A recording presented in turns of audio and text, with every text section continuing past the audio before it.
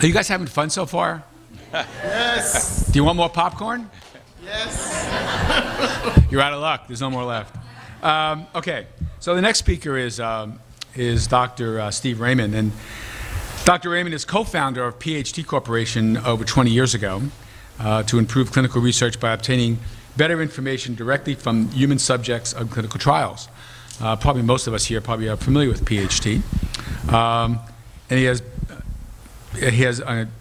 been long interested in longitudinal measurements of individuals, be they cells or people. He has a faculty appointment from neurophysiology anesthesia at Harvard Medical School. For those of you that don't know, Harvard is in Boston or in Cambridge, and also at Brigham and Women's Hospital. He serves now currently a PhD in a multiple of capacities, including chief visionary, and you'll hear about some of that today, product designer, and leader of PHT's innovation team. And just a fun fact, and I hope I read this right, he says, my wife and I were adopted 3 years ago by 2 cats. Brothers, we think. Could B.F. Skinner, behaviorist, or the French absurdist philosophers be right that these 2 feline guys have empty souls and merely pretend to enjoy life, so we will feed them? After 3 years, I find I believe in the sincerity of our shared trans-species affection. Thanks, guys. Life is better that way. Thank you. Well, hello, everyone. I'm not used to speaking as a competition, but I'll do my best. Now, what is it that artificial intelligence isn't? It isn't like us. It isn't alive. So what are we going to make of that? How do we study our own consciousness if we don't have something to compare it to? So I'm tremendously interested in things that are very familiar, like consciousness, but not all things that are familiar deserve our attention. So the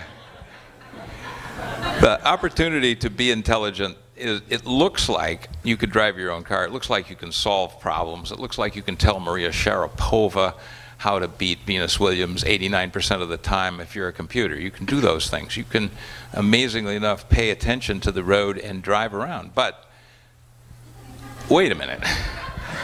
Is it fun? Can you smell the leather? Can you corner well? Do you have duende? And generally not. The sense is that these little guys here appear to have a good time. They're dancing. It's amazing that they can do it. But I think what's even more amazing is that we see it, we take it for granted, but we know that they have no capacity to apprehend it, to actually enjoy it.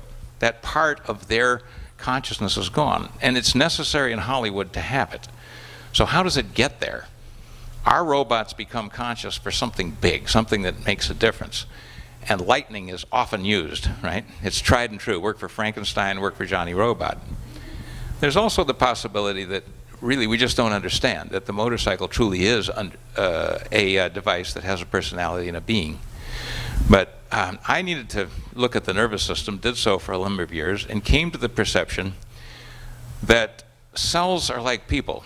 They're individual, they have their own existence, and then the challenge of creating a consciousness had something to do with time. So cells create this miracle of spreading out time into a duration, and that's where things happen. And that's what anesthesia takes away. So all of that understanding was kind of academic and the like, but it led us to a conclusion that we have something special. And how can we use it? How can we take advantage of our consciousness to find what? Find meaning in life? Here isn't important to a computer. So here I am standing between Mauna Loa and Mauna Kea in Hawaii, pondering, where do I go to find the secret to the meaning of life? So like many people, I listen to my kapuna. I listen to the wise elders. And I listened to what President Kennedy had to say, and he said, well, the world is striving to become what is in Hawaii. I should go there and find out why. What is it? So there's a lot of work involved. This is serious business. We're not trying to mess around. We're trying to find out what the meaning of life is. So we've got to discuss it with people. We've got to feel the vibe. We've got to get into the culture. And seriously, we do. The seeing, the feeling, the touching, the conversation with the land. We plant something, it's not just going to grow, it's going to tell us whether it's happy growing. If we have a surfing incident, it'll be a conversation with the water. And that primitive kind of connection to the world is what happiness in some way is.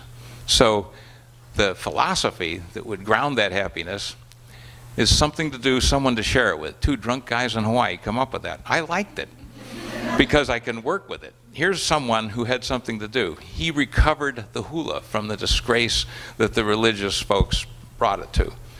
And in doing so, brought a kind of connection, a reconnection to the culture for the folks that he worked with and loved. And here's a couple of guys that are on their way to Tahiti in the cultural artifact of the Hawaiians and Polynesian. That is the double-hulled canoe. And it's getting there either today or it was there yesterday.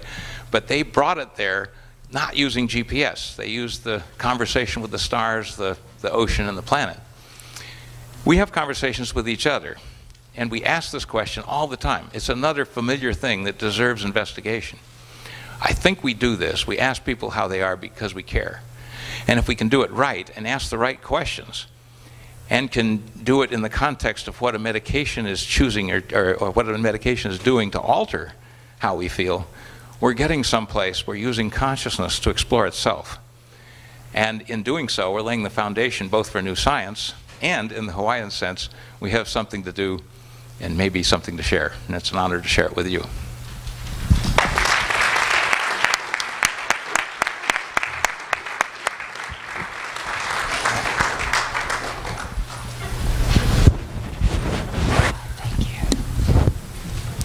And so just as a reminder, remember that you can tweet for your favorite presentations, and that is listed on the sheet. So if you want to tweet for Dr. Raymond, remember that is at @sraymond18.